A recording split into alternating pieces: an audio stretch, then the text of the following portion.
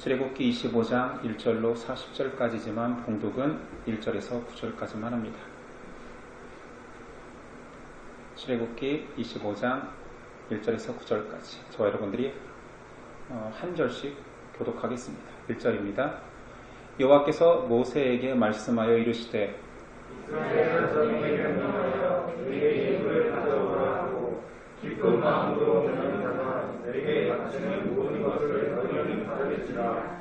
너희는 그들에게서 받을 예물은 이러하니 금과 은과 놋과 청색 자의 홍색 실과 다른 예시와 연소털과 붉은 물 들인 순양의 가죽과 해달의 가죽과 조각목과 등과 관유에 드는 향료와 이나의 향료 담길 상품과 호마노며 애복과 흉패에 물릴 보석이니라. 내가 그들 중에 거할 성소를 그들이 나를 위하여 짓되 함께 읽습니다. 무릇 내가 네게 보이는 모양대로 장막을 짓고 기구들도 그 모양을 따라 지을지니라. 아멘. 오늘 말씀의 제목은 성막의 참형상 그리스도. 우린 지난 시간 시내산 언약 체결을 출애굽기 24장에서 보았습니다. 율법이라 함은 도덕법과 제의법으로 나누는데 그 제의법의 중심에는 성막이 있습니다. 오늘 말씀부터 출애굽기 마지막 장까지는 전부 다 성막 제작 과정을 말하고 있습니다.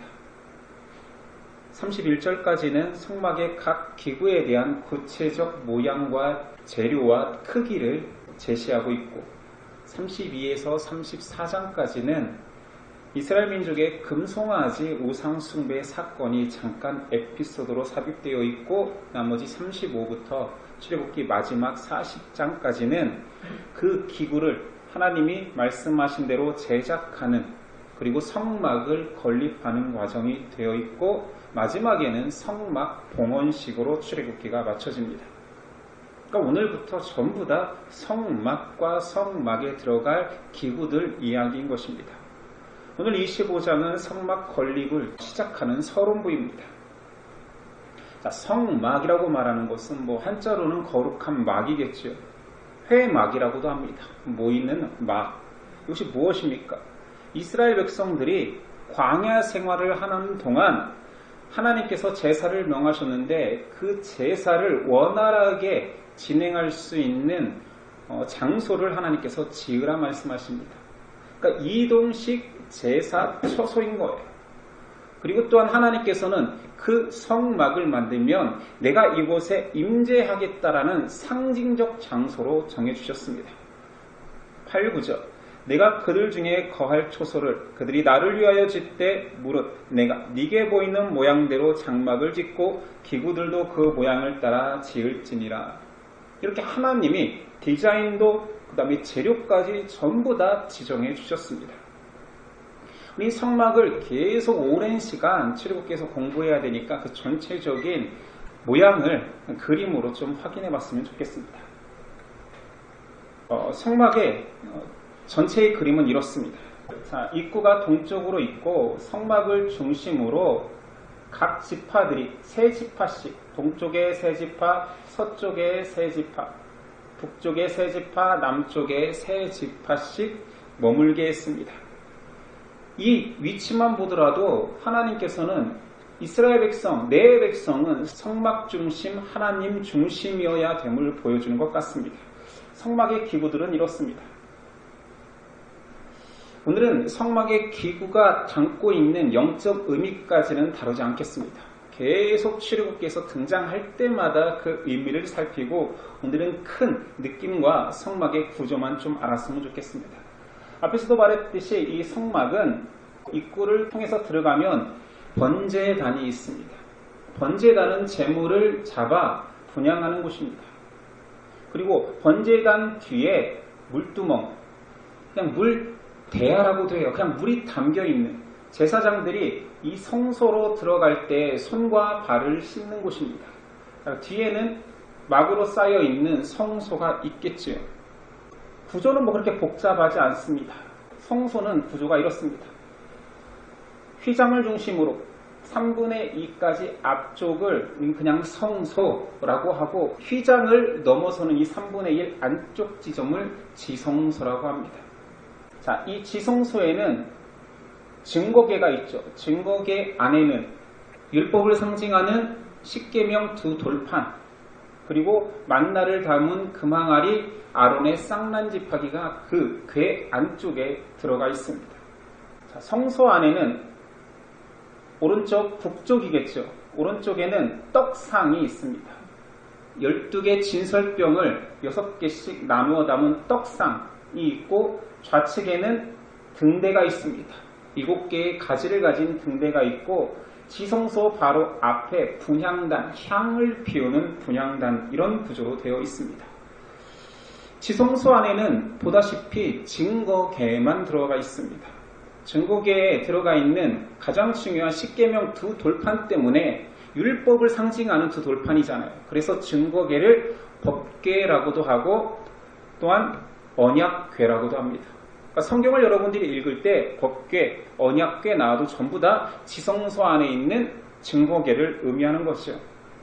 오늘 말씀은 그 성소 안에 들어있는 물품들과 특별히 증거궤를 설명하고 있습니다.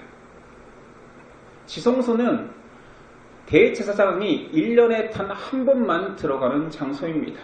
성막 전체에서 가장 중요한 장소겠지요. 자, 이 증거궤 이 뚜껑의 이 가운데 지금 그룹 두 형상이 마주보고 있고 그 증거궤 이 뚜껑 이 위 부분을 속죄소라고 합니다. 대제사장이 딱 1년에 한 번 들어가서 속죄의 피를 뿌리는 자리가 이 속죄소고 피뿌림으로 속죄가 이루어지는 장소이기도 하지만 하나님의 임재가 나타나는 곳이기도 하기 때문에 속죄소를 시은좌, 은혜가 임하는 자리다. 그래서 시은좌라고도 표현하고 이스라엘이 광야 생활하는 동안 구름기둥과 불기둥이 인도했잖아요. 그 구름기둥과 불기둥이 임하는 장소도 바로 이 장소입니다. 이 전체적인 구조는 그렇게 복잡하거나 어렵지 않은데 이 성막과 기구들을 이해함에 있어서 가장 중요한 것은 신약적 해석입니다. 신약에서 성막을 무엇으로 이야기하고 있고 증거궤와 또한 은혜가 임하는 장소 그 모든 것들을 어떻게 보고 있느냐를 히브리서에서 우리는 히브리서를 설교로 다루었기 때문에 알고 있습니다. 속죄소는 하나님이 임하는 장소라고 했습니다. 1년 대제사장이 들어가 단 한 번 핏뿌림을 통하여서 속죄를 이루는 장소이기도 합니다. 무엇을 상징합니까? 우리는 영원한 대제사장이시고 완전한 제물이시고 모든 속죄를 이루시는 분이 그리스도임을 알고 있기 때문에 성막의 모든 사역이 그리스도의 사역에 초점이 맞춰져 있다는 것을 선지식으로 알고 있습니다. 오늘 법궤도 그런 의미에서 예수 그리스도를 상징하는 거예요. 법궤의 뚜껑을 잘 보면 보십시오. 이 뚜껑은 순금으로 만들었는데 자, 뚜껑 테두리를 뿔처럼 만든 이유가 무엇일까요? 예수 그리스도의 왕되심을 상징하는 것입니다. 그리고 두 그룹들이 고개를 숙이고 시은좌 또는 속죄소를 바라보고 있는데 이 모든 것들이 피 흘림의 사역에 집중되어 있음을 강조하는 것이요. 은혜의 자리 시은좌를 바라보고 있고 속죄의 자리 속죄소를 바라보고 있습니다. 두 그룹의 시선이 거기에 머문다라는 것 자체가 하나님의 백성, 하나님의 사람들의 시선도 그곳에 있어야겠죠. 하나님의 임재하는 자리에 우리의 시선이 있어야 되고 하나님의 속죄가 그리스도의 속죄가 이루어지는 자리에 우리의 눈이 고정되어 있어야 함을 강조하는 듯합니다. 이 증거계의 재료 또한 그리스도를 증거합니다. 조각목은 십딤나무라고 합니다. 왜 나무일까요? 이사야가 예언했죠. 곰 모양도 없고 풍채도 없고 흠모할 만한 아름다운 것이 없는 자다.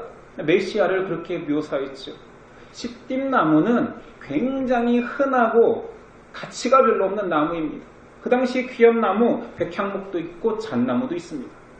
그냥 광야에서 흔히 구할 수 있는 조각목을 가져다가 궤를 만들고 그 흠모할 만한 것이 아무것도 없는 사람으로 오신 그리스도지만 그 겉은 황금으로 도색되어 있습니다. 그리스도의 인성이 나무로 계시되었다라면 황금은 그리스도의 신성을 나타내고 있습니다. 성소의 오른쪽에 있는 진설병 떡상은 우리가 신의 산 언약의 마지막 순서가 무엇이었습니까? 하나님의 언약이 선포되고 하나님의 백성으로 이 자리 잡은 자들과 만찬을 하지 않았습니까? 하나님의 잔치가 허락된 것처럼 자, 이 떡 무엇을 상징할까요? 이건 요한복음에서 다루었습니다. 생명의 떡으로 자신을 직접 드러내신 예수 그리스도를 상징합니다. 항상 하나님과 화목된 존재들은 예수님이 상징적으로 나와 함께 떡을 먹는 자다. 그러면서 성찬식도 제정하셨지요. 그 떡을 먹는 자만이 하나님의 백성임을 드러내고 있습니다. 자, 왼편에 있는 등잔대, 그냥 등대라고도 얘기합니다. 금 한 달란트를 그냥 녹여서 만든 촛대 같은 것입니다. 이 또한 요한복음에서 예수님이 나는 세상의 빛이다. 유일한 빛이다. 나로 말미암지 않고는 어둠을 물리칠 수 없다라고 했던 예수님의 빛 되심을 상징하고 있습니다. 예수님 자신이 산떡이시고 세상의 유일한 빛이심이 성소에 들어갈 때부터 등장하는 그 모든 기구들이 예수 그리스도를 예표하고 있습니다. 성막은 사실 처음 번제단부터 마지막 지성소에 있는 증거궤와 증거궤 안에 담겨있는 모든 것들이 오실 예수 그리스도를 증거하고 있습니다. 예수 그리스도 신약 성경을 모른다라면 구약의 영적 의미들을 알 수가 없지요. 예수님을 모르면 성막 자체를, 예수님의 사역을 모르면 성막이 의미하는 의미들을 깊이 있게 이해할 수가 없습니다. 그런 의미에서 유대인들은 안타깝게도 구약 성경을 가진 자로서 아직도 선민으로 살고 있고 자신들의 조상들이 대제사장이고 레위인이고 율법을 지키는 자들이라고 자부심을 가지고 있지만 율법을 정확히 해석하지 못하고 있는 거예요. 아직도 실체인 예수 그리스도를 모른 채 그림자인 율법만을 가지고 하나님을 따르려고 하고 있죠. 오늘 말씀에는 성막 건립을 위해 처음으로 지시하는 내용 속에서 두 가지 강조점이 있습니다. 첫 번째는 성막을 지을 때 너희의 헌물로 지으라 말씀하십니다. 1, 2절 여호와께서 모세에게 말씀하여 이르시되 이스라엘 자손에게 명령하여 내게 예물을 가져오라 하고 기쁜 마음으로 내는 자가 내게 바치는 모든 것을 너희는 받을지니라. 하나님이 다 준비하실 수 있습니다. 그런데 사람의 손의 것을 바치라 말씀하십니다. 이스라엘 백성이 가진 모든 귀중품들을 다 바치라고 말합니다. 금, 은, 놋, 금은농이죠. 그것뿐만 아니라 귀한 천들도 가죽도 다 바치래요. 보석도 바치래요. 향재료와 기름까지. 그러니까 사람이 가질 수 있는 모든 귀한 것들을 하나님께서 선물로 다 요구하십니다.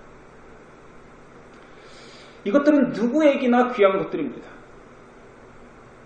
그것이 안 귀한 사람은 없습니다. 모두 다 가지고 싶고 더 가지고 싶은 그것을 하나님께서는 성막을 위해서 기꺼이 내라 하십니다. 재물을 요구하는 하나님이 응당, 너무한 것 똑같지만 사실은 그 모든 재물을 이스라엘 백성에게 허락하신 분도 하나님입니다. 금운동을 포로로 살던 그들이, 노예로 살던 그들이 어디서 얻었습니까? 출애굽할 때 마지막 재앙이 임했을 때 애굽 사람들이 사정하면서 각종 폐물을 주면서 어서 떠나다고 하지 않았습니까? 그리고 출애굽기 16장에 아말렉과의 전투에서 얻어진 전리품일 것입니다. 하나님이 주신 거 하나님이 요구하십니다.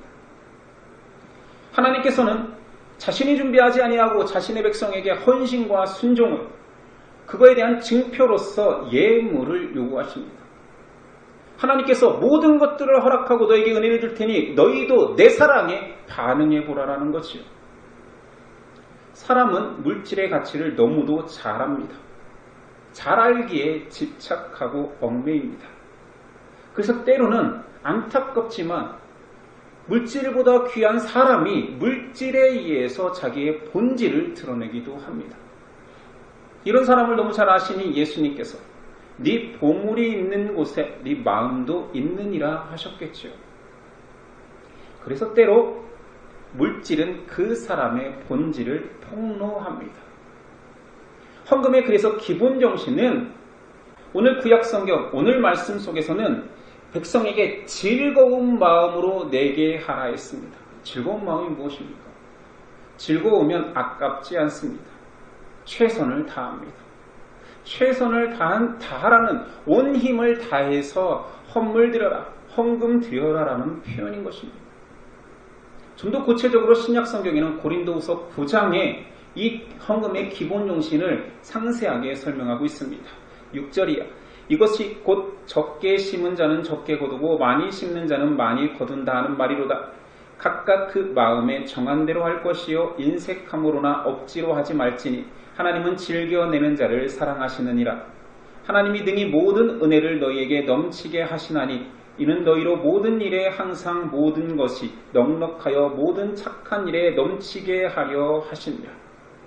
하나님의 물질을 요구하는 것은 더 넘치게 하려 함이라는 단서를 주신 이후에 헌물을 드리는 원칙이 있다. 첫 번째는 마음에 정한 대로 할 것이다.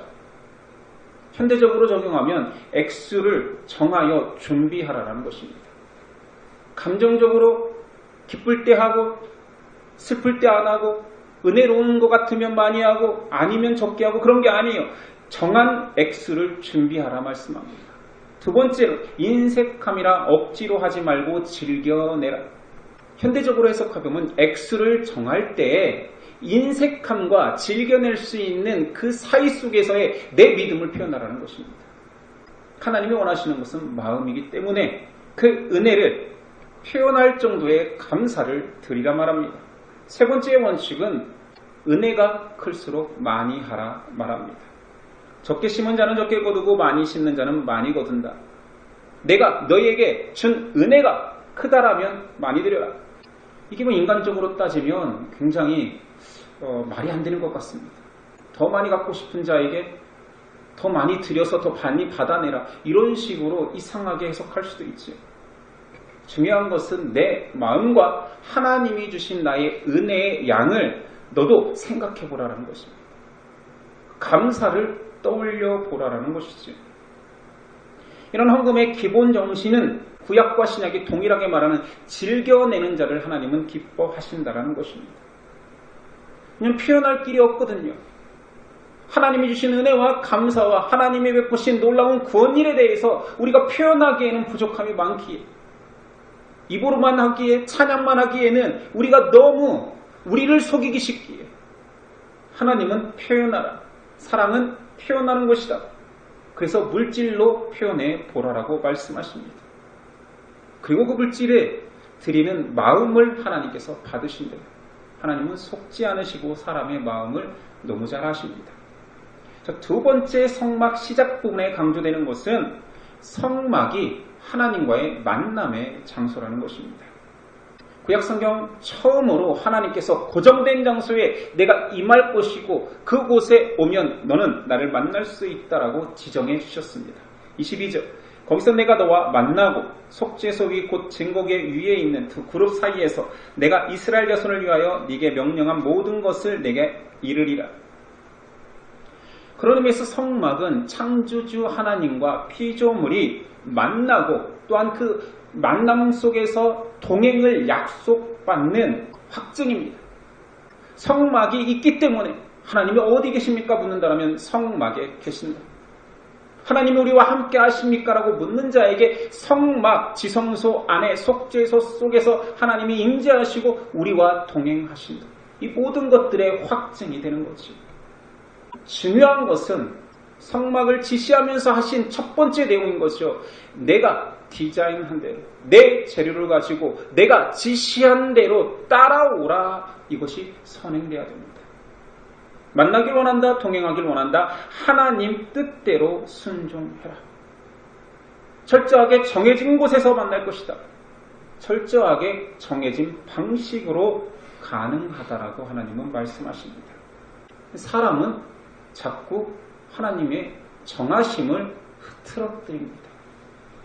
자기 뜻대로 하나님을 만나고 싶어 합니다. 자기 마음대로 신앙하려 합니다. 그래서 결과적으로 하나님의 크신 임재를 경험할 수 없습니다. 순종을 안 하는 건 아니지만 어설픈 순종이, 나름 순종이, 내가 원하는 순종이 그 자리에는 하나님의 임재가 있을 수 없죠. 하나님이 약속하시는 분이, 신실하신 분이 이렇게 하면 만나리라 했는데 저렇게 하고 만날 수는 없는 것입니다. 그 뜻에 순종할 때야지만이 하나님의 크신 임재를 경험할 수 있습니다. 요한복음 14장 23절 예수께서 대답하여 이르시되 사람이 나를 사랑하면 내 말을 지키리니 내 아버지께서 그를 사랑하실 것이요 우리가 그에게 가서 거처를 그와 함께 하리라. 내 말을 따르고 순종할 때에 내가 그에게로 가리라. 그와 함께 하리라. 오늘 성막에서 나타내는 하나님의 명령과 정확히 일치합니다. 우리가 성막을 영적으로 이해하고 성막의 가장 본질을 이해하려면 성막의 세 가지 양상을 알아야 됩니다.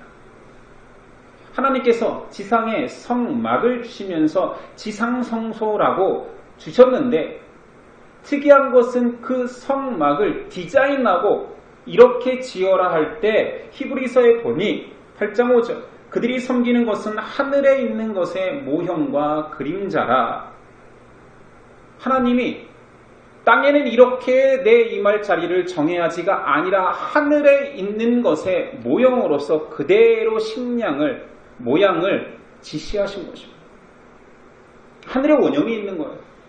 땅에는 모형인 것입니다.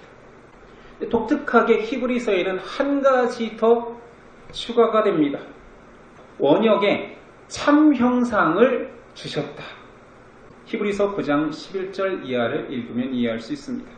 그리스도께서는 장차 좋은 일의 대제사장으로 오사 손으로 짓지 아니한 것 곧 이 창조에 속하지 아니한 더 크고 온전한 장막으로 말미암아 염소와 송아지의 피로 하지 아니하고 오직 자기의 피로 영원한 속죄를 이루사 단번에 성소에 들어가셨느니라.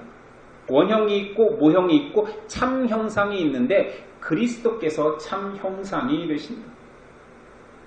구약을 살아가는 사람들, 유대인들은 성막이 끝나는 시점, 그들이 광야 생활을 끝내고 성전을 지었습니다. 예루살렘 성전을 지었지요. 그런데 예수님은 그게 진짜가 아니야. 참 형상이 아니야. 내가 참 형상이야. 라고 말씀하시죠. 더 크고 온전한 장막이래요. 사람이 그 성막 성소에서 제사를 지내는데 내가 진정한 참 제사장이래요. 완전한 제물이 되신 예수님께서 나에 의해서만 원형인 하늘 성소에 들어갈 수 있다고 말합니다. 그래서 지금 우리가 배우고 있는 것은 하늘 성소에 대한 그림자예요. 그림자지만 이 그림자를 통하여서 참 형상인 예수 그리스도를 알아가는 것입니다. 이 세 가지의 관계를 알아야지만이 출애굽기에 나오는 이 우리에게 필요 없는 제사를 하지 않는 우리에게 영적 의미가 생기는 것입니다. 자, 성소의 관계성을 이제 알겠습니까? 하늘에 하늘 성소가 있습니다. 원형이죠. 구약시대에 이스라엘 백성에게 하나님께서 모형을 주셨습니다. 그러나 더 완벽한 참 형상인 그리스도께서 성소로 오셨습니다. 성전이 되어주셨습니다. 그렇다면 신약을 사는 우리는 성막이 필요 없죠. 그러니 성막에서 이루어지는 제사도 필요 없습니다.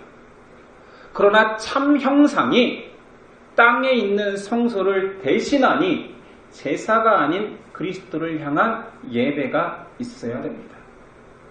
요한복음 1장 14절 말씀이 육신이 되어 우리 가운데 거하심에 이 거하심의 원형 헬라어 원형이 되게 독특합니다. 우리가 의역한 거예요. 말씀이 육신이 되어 우리 가운데 에스케노센 천막을 치시네. 예수님께서 말씀이신데 육신이 되어주셔서 이 땅에 완벽한 성막으로 오신 것입니다. 구약의 성막이 이동성전이었잖아. 걸어다니면서 언제든지 자리를 피기 위해서 건물이 아닌 막으로 지었잖아요. 그것이 왜 움직이는 막이 되었어야 했느냐? 참 형상인 그리스도께서 움직이는 성막이 되어 주실 것을 예표하기 위함입니다. 육신으로 내려오셔서 걸어다니는 거예요. 하나님 나의 복음을 전파하는 거예요. 진정한 성막이 오시는 것이요. 그것을 요한은 그대로 쓴 거예요. 말씀이 육신되어 우리 가운데 성막이 되심에, 성막을 치심에, 이렇게 설명한 겁니다. 예수님 스스로 자신을 성전이라고 했습니다. 이 성전을 헐라 했을 때 다 오해했습니다. 예루살렘 성전을 헐으라는 얘기인가? 아니었죠. 자신의 몸된 자신의 성전을 헐라, 나를 죽이라, 내가 3일 만에 다시 세우리라. 부활하신 예수님께서 다시 성전을 세우셨습니다. 구약의 성막은 그러므로 임마누엘, 하나님으로 오신다고 했던 그 예수님이 실제로 내가 너희를 위하여서 성막을, 임재의 장소를, 속죄의 장소를 허락하겠다, 걸어다니면서 너희와 함께 하겠다라는 임마누엘 하나님의 성취가 바로 예수 그리스도가 되신 것입니다. 성막의 모든 도구와 역할은 하나님의 구원 사역을 이루시는 예수 그리스도의 사역과 정확하게 일치하는 것입니다. 오늘 하나님께서는 성막을 주시면서 모든 디자인과 재료와 크기를 다 계획하셨습니다. 그대로 해! 그리고 예수 그리스도께서, 진정한 성막이 되신 그리스도께서 오셔서 모든 구원 사역을 홀로 다 이루셨습니다. 하나님이 계획하셨고 하나님 뜻대로만 해라. 그 모든 계획을 그리스도께서 오셔서 다 이루셨습니다. 성막을 통해 하나님의 존재와 임재와 사역의 초월성, 절대성을 느껴야 되는 것은 맞습니다. 절대자가 한시적인 우리, 한계적인 우리에게 물질적인 행위와 장소를 허락하면서 스스로 작아지신 거예요. 자신의 능력을 축소시킨 거예요. 하나님이 그곳에 임재한다는 것은 하나님의 능력을 축소시킨 것입니다. 온 세계가 하나님의 임재 속에 있는데 한 장소에 내가 머물겠다. 왜냐? 너희가 한계적이니까. 그 성막을 통해서 하나님을 한계 지으면서까지 사람을 사랑하신 하나님께서, 참명상이신 그리스도께서 이 땅에 오신 것, 그것보다 더 하나님을 축소시킨 게 없잖아요. 그래서 절대자의 비하라고까지 표현하잖아요. 낮아짐, 구원사역의 초월성과 완전성을 예수 그리스도께서 보이신 것입니다. 성막과 동일한 방식으로. 이제 우리는 참 형상이신 그리스도 성막 안에 거하기 때문에 제사 드릴 필요가 없습니다. 그러나 하나님이 명령하셨던 것처럼 이제 예수 그리스도께서 명령하신 말씀대로 예배함으로 함께 우리도 성전되어져 갑니다. 참명상 예수 그리스도는 우리와 함께 성전이 되어주십니다. 그러니 예배해야 되지. 성막 제작에 내 의지와 내 가치, 내가 좀 더 아름답게 이것을 꾸밀 수 있으라고 약간만 변형을 시킨다면 죽을 수밖에 없습니다. 하나님이 하라는 대로 사람은 순종하고 우리 마음대로가 아닌 하나님의 명령대로 제사드리듯 이제 예배로 변화된 그 제사를 우리 방식이 아닌 그리스도께서 주시는 말씀대로 드려야 됩니다. 우리 예배는 예수님 중심, 말씀 중심, 그리고 성막을 위해서 모든 것들을 다 바쳤던 그 사랑을 담아 아낌없이 드리는 예배가 되어야 됩니다. 인생의 목적과 방향성은 하늘 성소에 있습니다. 그건 누가 뭐래도 부인할 수 없죠. 가장 간단하게 당신은 왜 예수님 믿으십니까? 라고 말한다면 물론 예수님이 하신 일, 그 사랑이 커서라고 말할 수 있지만 결과적으로는 천국 가기 위하여서 하나님 백성 되기 위해서인 거 아닙니까? 그렇다면 인생의 목적과 방향성은 하늘 성소에 있습니다. 그것을 꿈꾸는 자들에게 이 땅 가운데서 내가 임재할 장소, 내가 만나줄 장소, 죄인된 너희가 속죄받을 장소를 허락해 주겠다. 임재해 주시고 너와 동행해 주겠다.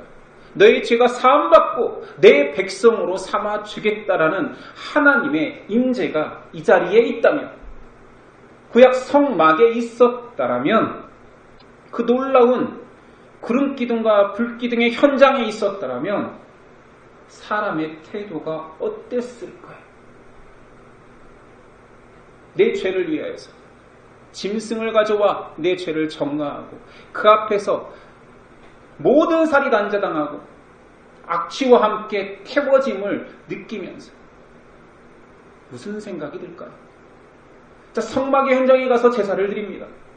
그 악취가 향기롭기만 했겠습니까? 성소의 향단의 불은, 향은 아름다웠겠죠.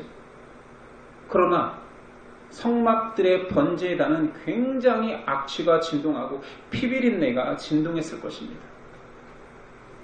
그 속에서 우리가 무엇을 느껴야 됩니까? 하나님의 은혜를 경험해야 되는 것입니다. 여러분들이 동일하게 예수 그리스도의 공로로, 은혜로 이곳에서 예배라는 방식으로 하나님께 나아가고 하나님의 임재를 경험하고 동행을 약속받으려면 우리 또한 동일한 감흥이 있어야 됩니다. 하나님이 나의 주인이구나. 내 죄는 너무나 큰 대가에 의해서 희생당하고 있구나. 내 삶의 중심이 하나님일 수밖에 없구나. 오늘도 내일도 나를 살게 하시는 그분의 은혜가 아니고서는 내 삶의 가치가 없구나. 이런 자에게 순종은 너무 쉬운 것입니다. 우리가 순종이 어려운 이유는 우리의 가치 속에 또는 나의 죄인이 하나님이 아니기 때문에 어려운 거 아닐까요? 순종은 백성됨의 증거이며 또는 백성의 특권입니다. 내가 지금 절대자에게, 나의 주인에게 순종한다라는 것은 그 은혜 가운데 들어와 버렸다는 뜻입니다. 다시 처음으로 돌아가 예물을 드리는 게 어려웠을까요? 너희 가진 거 다 가져와. 아니 왜 졌다 빼서. 우리가 출애굽 때 그 환호하면서 이 많은 거, 노예로 살면서 한 번도 가져보지 못할 은금 폐물을 얼마나 좋아했는데, 이게 나한테 얼마나 가치가 있는데 라고 했을까요? 성막을 위해서 즐거이 내놓아라 했을 때 뺏기는 느낌이었을까요? 이거 당연히 하나님 거 아닙니까? 기꺼이 드리겠습니다. 오히려 내 생명도 드릴 수 있습니다라고 말하는 것이 예배자 아닙니까? 그래서 예배가 특권이 되는 것입니다. 의무이기도 하지만 세상에서 내가 하나님께 드릴 수 있는 가장 큰 특권이 되기도 하는 것입니다. 죄인으로 모신 자는 태도가 다르기 때문입니다. 나의 생명도 물질도 나의 가치도 하나님께 있습니다. 하나님이 나의 주인입니다. 이스라엘 백성에게 율법이 순종을 요구하는 것은 율법 때문에 억눌리는 것이 아니라 율법이 나를 순종을 요구한다. 내가 율법의 백성이 되었구나. 하나님이 나의 순종을 기뻐하시는구나 라는 가치를 지니는 것입니다. 우리에게 동일한 그리스도 안에서의 말씀의 순종을 요구하는 것은 내가 그리스도의 사람이 되었구나. 그리스도의 속죄를 받았구나. 내가 말씀에 살 수밖에 없구나. 나에게도 말씀이 들리는구나. 이 감격 속에서 할 수밖에 없는 행위가 되는 것입니다. 이것이 순종입니다. 하나님의 말씀에 반응하는 것은 부담스러운 것이 아니라 특권입니다. 죄인인 내가 어떻게 만물의 하나님의 음성이 들린단 말인가? 그렇게 못나고 불성실한 내가 하나님의 말씀 앞에 움직일 수 있다고? 하나님의 오라 하시는 곳에 내가 가 있다고? 이거 놀라운 특권이구나를 여러분 떠올리시길 바랍니다. 오늘 구약에 하나님이 명령하십니다. 이방인도 아니요 애굽인도 아니었습니다. 하나님 백성에게 명령했고 이스라엘은 순종함으로 하나님 임재와 동행을 경험합니다. 그 감격이 동일하게 우리에게 지금 이곳에서 이루어지고 있습니다. 그리스도의 보혈에 의하여서 우리는 속죄받았고 그리스도의 공로에 의하여서 하나님을 만나고 하나님과 동행할 수 있는 하늘 성소의 시민이 되었습니다. 우리 그 시민됨을 잊지 않고 주인됨을 기억하며 순종하는 저 여러분 되었으면 좋겠습니다. 기도하겠습니다.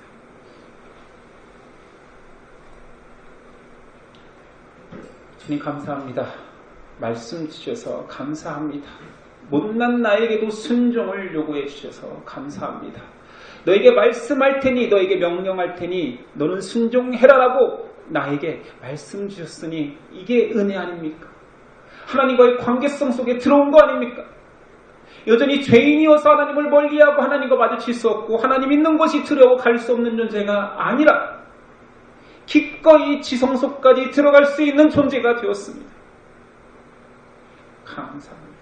그리스도의 은혜입니다. 이제 우리에게 주신 믿음을 담력 삼아 담대함을 가지고 말씀을 두려워하는 것이 아닌 말씀이 감사함으로 말씀이 감격함으로 어떤 것을 더 순종할까 기대하는 마음으로 살아갈 수 있게 오늘도 더 큰 믿음 허락하여 주시고 성령님 도와주시옵소서. 우리의 유일한 성전 되신 예수 그리스도의 이름으로 기도드립니다.